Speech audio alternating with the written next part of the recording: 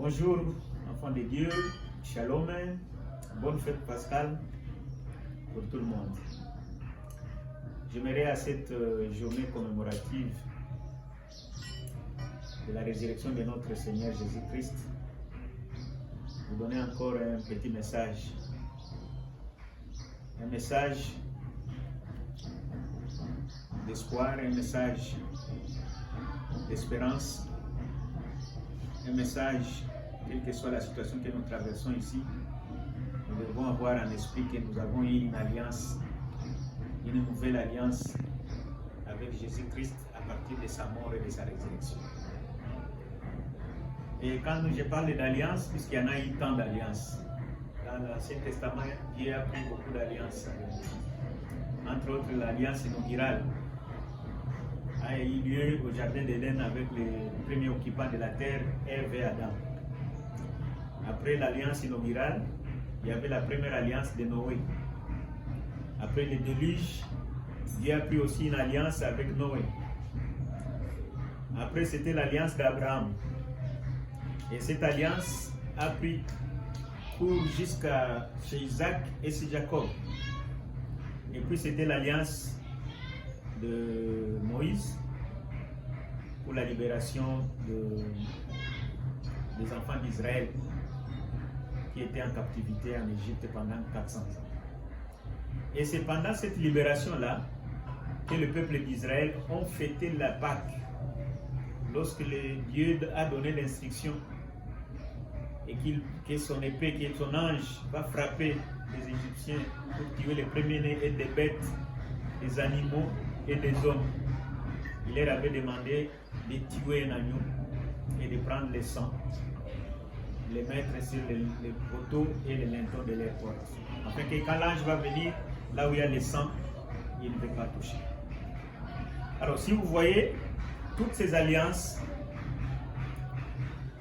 avaient comme base les instructions, c'est-à-dire Dieu donnait les instructions, les lois. Vous ferez ça, vous ferez ça, vous ferez ça.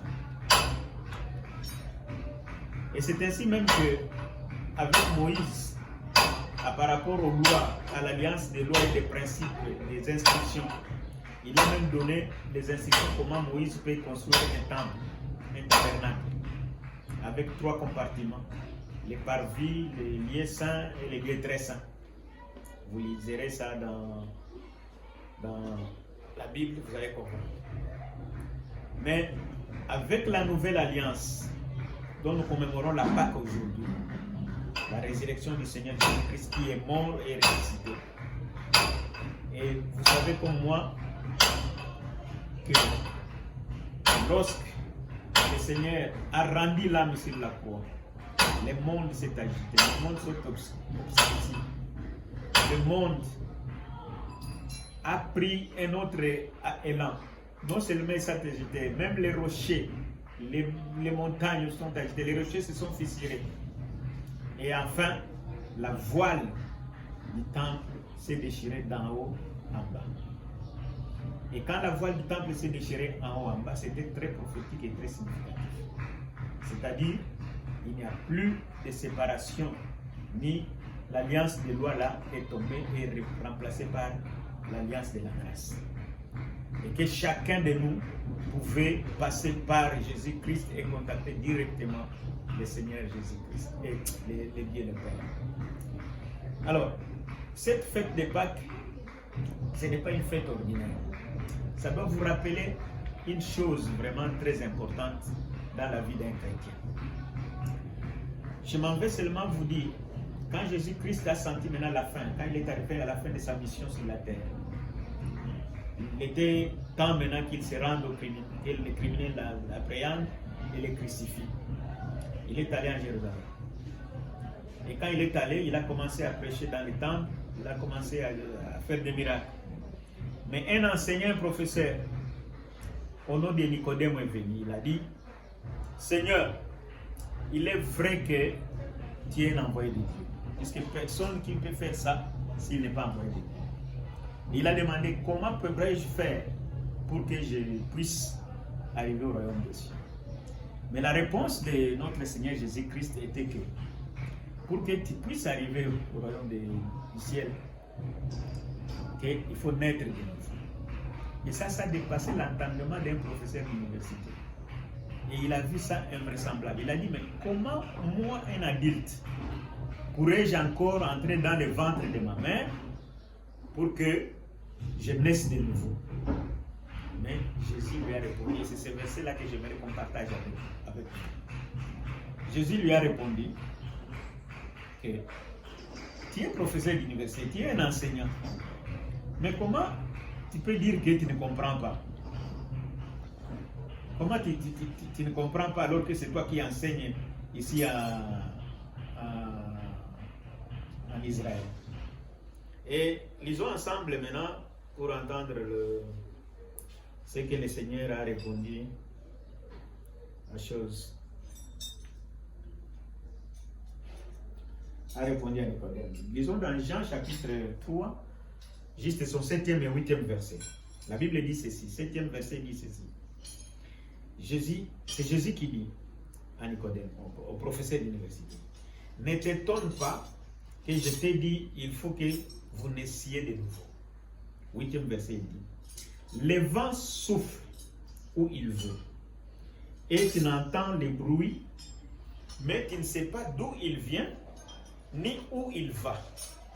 Il en est ainsi de tout homme qui est né de l'Esprit. Amen. Amen. Alors c'est cela que je vais dire à quelqu'un. Cette alliance, cette Pâque, telle que la Bible nous dit. La Bible nous dit encore dans Romains, s'il faut revenir dans Romains chapitre 6, versets 4 et 5. La Bible nous dit, nous avons donc été ensevelis avec lui par le baptême en sa mort, afin que comme Christ est ressuscité des morts par la gloire du Père, de même nous aussi nous marchions en nouveauté de vie.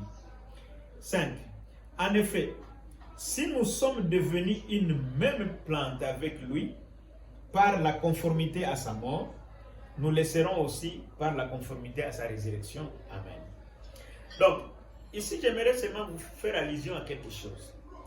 Quand Jésus est mort, la Bible nous dit ici dans Romains, nous venons de lire que nous avons été ensevelis avec lui. Et quand il est ressuscité, comme nous devenons une seule plante, nous sommes ressuscités aussi avec lui. Or, c'est celui qui ressuscite qui est né de nouveau, qui est né en esprit. Du moment que tu es né en esprit, avec l'alliance que nous avons, la nouvelle alliance, puisque nous venons de naître en esprit avec Jésus, nous devenons comme le vent. Nous devenons comme le vent, la réponse que Jésus a donnée à Nicodème.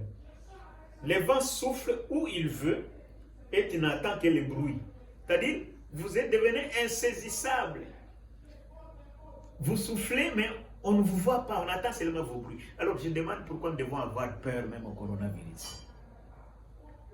Puisque le vent est insaisissable. Nous sommes les gens qui sont nés en esprit. Les gens qui sont nés, nous devenons des vents. De la même façon que vous entendez le vent, vous ne savez pas où il va ou d'où il vient. Et c'est de la même façon que nous sommes devenus.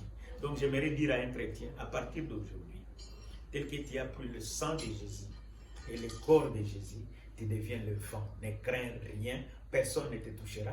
Ils vous entendront des échos, ils entendraient que tu étais ici, et même si tu es touché par Corona, tu seras guéri. Mais je te dis que tu ne seras pas touché par Corona. Ils vont dire seulement que lui était là, pendant que les autres ont été touchés, mais lui n'a pas été touché.